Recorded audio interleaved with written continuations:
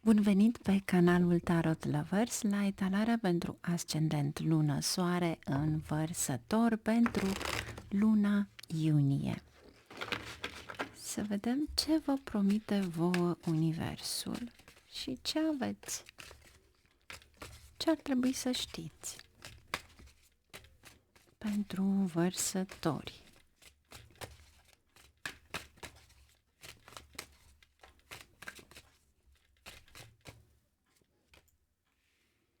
Călătorii, cavalerul de bute,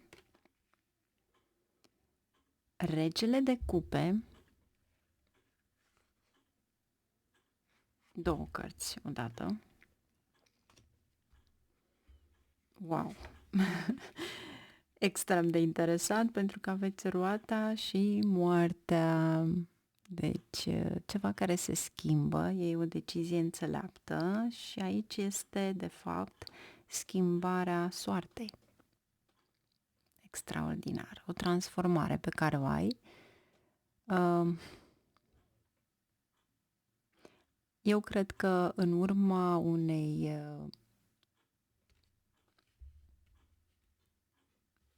declarații de dragoste, aș spune, sau în momentul în care împărtășești sentimente cu persoana apropiată, îți aduce multă ușurare emoțională, pace interioară, care are de face aici.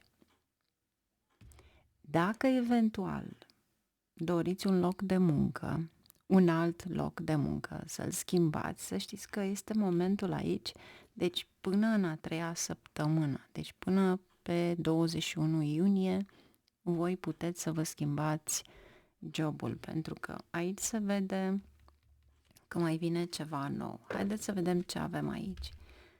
Nebunul,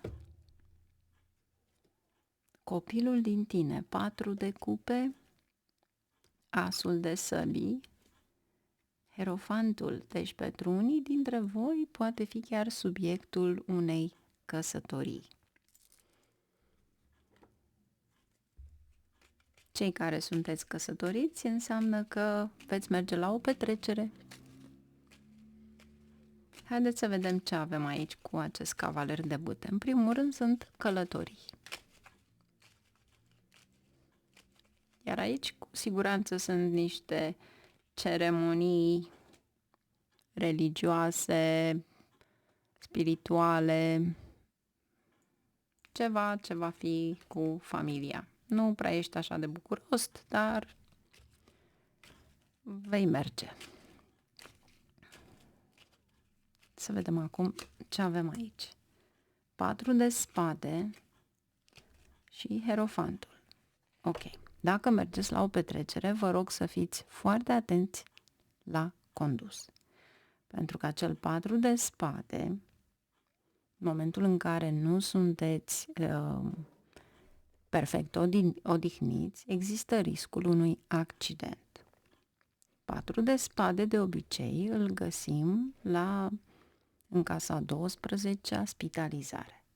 Hierofantul este o ceremonie spirituală, dar în același timp Hierofantul cu 4 de spade este ajutorul special care vine de la Dumnezeu pentru ceva.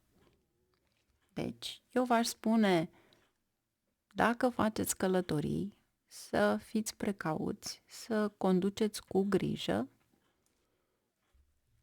și cu atenție, pentru că asta mi arată aici din prima săptămână.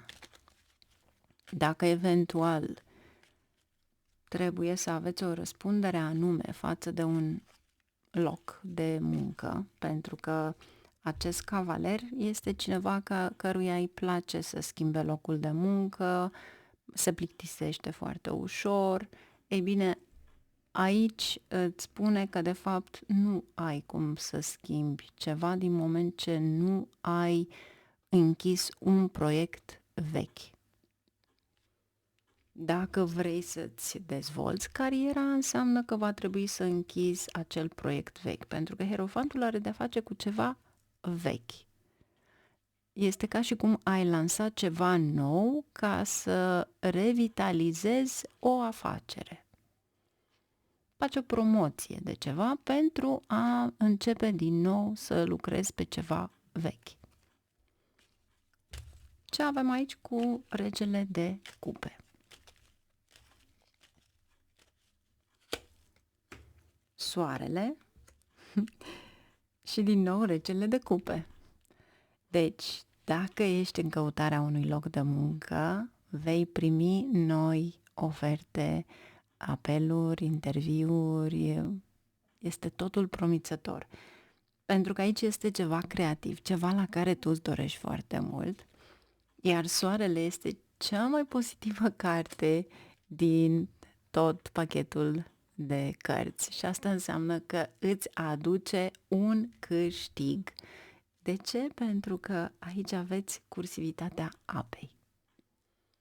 Poate că unii dintre voi veți obține niște câștiguri prin intermediul pieței bursiere, speculații, investiții inteligente cu soarele. Sau, pentru unii dintre voi, va fi pur și simplu o creștere a veniturilor, pentru că fiind un rege de cupe înseamnă că ai un confort aparte. Da. 8 de monede. Este un fel de a-ți spune să ai și o disciplină financiară în a scrie totul. Aici nu este neapărat un curs, ci pur și simplu spune că ai deja oportunitate pentru că ai posibilitatea să faci ceva. Chiar să faci ceva nou. Pentru cei care doresc într-adevăr să investească sau să facă ceva la care să scoată ceva mai mulți bani, să aibă satisfacție financiară, stabilitate financiară. Ce este frumos este că aveți regele de cupe și pentru vărsători să știți că e un fel de a înflori viața amoroasă, pentru că aveți și soarele. Dacă aștepți momentul potrivit să ceri în căsătorie pe cineva, atunci aceasta este cea mai bună perioadă în care poți să faci lucrul acesta. Sau, dacă dorești, să ai un timp de calitate, să zicem, cu partenerul tău. Pentru că aici este un sprijin emoțional adânc, este o conexiune foarte frumoasă. Dacă ești căsătorit, atunci îmbunătățești, de fapt, relația ta, poate chiar oferi un cadou soțului, soției, sau reciproc vă surprindeți, pentru că acest lucru vă aduce împreună. Vedeți voi, soarele poate fi o distanță emoțională datorită conflictelor de egoism, da? Și atunci îți spune că în momentul în care îți dai seama, sau eu v-aș sfătui să mergeți înapoi, cei căsătoriți, prima voastră întâlnire, ceva emoționat, felul în care vă priveați, cum v-ați cunoscut, dragostea care s-a înfiripat atunci între voi. Acel moment îl veți aduce în prezent și veți vedea cât de norocoși sunteți pentru că sunteți împreună. Deci asta înseamnă o bunăstare emoțională, fizică pe care o aveți. Deci poate faceți o mică vacanță, cine știe. Ce avem aici cu roata? O întoarcere de situație pentru că aveți moartea. Un secret, ceva care apare. Wow! Îndrăgostiți. Pentru unii dintre voi poate fi de fapt o asociere cu cineva. Deci, poate că fie pe plan academic, fie te concentrezi pe reiei ceva nou care cândva s-a închis. ca și cum a murit. Deci afacerea respectivă care se revitalizează acum poate fi făcută chiar printr-o asociere sau iei o decizie, schimbi felul în care să abordezi acel proiect vechi. Justiția. Și vezi tu, este pentru tine, este în favoarea ta. Dar, pentru unii dintre voi, justiția și îndrăgostiții poate fi chiar o separare pentru cei căsătoriți. Aici este un secret. Se descoperă un secret. Și secretul acela duce la niște tensiuni, dar, vedeți voi, justiția este de partea voastră.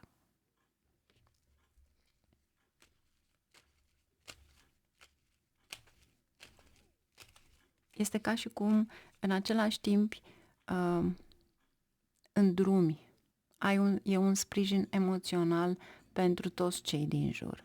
Dacă eventual aici aveți pentru copiii voștri, deveniți un sprijin emoțional pentru copiii voștri pentru a se concentra pe studiile lor. Dacă aici este de fapt un proiect vechi, înseamnă că acum este momentul să puneți în aplicare. Sau pentru unii dintre voi poate aveți de-a face cu ceva ce ține de justiție. Și în sfârșit se termină în favoarea voastră. 7 de monede. E o perioadă în care nu este tocmai extraordinară în finanțe, dar vi se promite deja prin proiectul pe care voi doriți ca să îl faceți. Nebunul este riscul pe care vi-l asumați pentru a face ceva. Este o teamă, dar aș spune că financiar sunteți bine, dar emoțional este ca și cum ar fi o nemulțumire. Cavalerul de cupe, 2 de cupe. Cineva în care aveți încredere vă poate fura.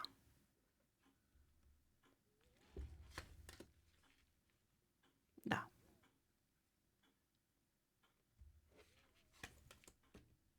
Wow! Deci aveți de 2 ori moartea, aveți justiția și aveți și diavolul. Cineva care a vrut să vă fure și să sustragă niște bunuri ale voastre, acum se face dreptate, iese la suprafață, se face lumină și este în favoarea voastră. Extrem de interesant pentru voi, iar dacă este un secret, acel secret va ieși la suprafață. Am aici nebunul și avem cavalerul de bâte, care, din nou, dintr-o bucurie, din ceva în care manifestați, voi trebuie să fiți foarte precauți. 5 de spade, ceva copilăresc, ceva la care poate nu ați dat importanță, iar aici vă spune că trebuie neapărat să vă luați o responsabilitate, să fiți foarte serioși și precauți.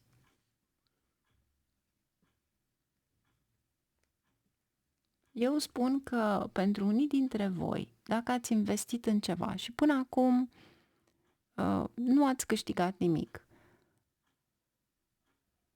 cred că acum vine acel ceva la care voi ați investit înainte. Iar aici aveți un tranzit, 6 de spade. Este tranzitul acela de la ceva la care voi ați obosit, se schimbă totul, dar zic că totul e spre bine. Totul este spre bine.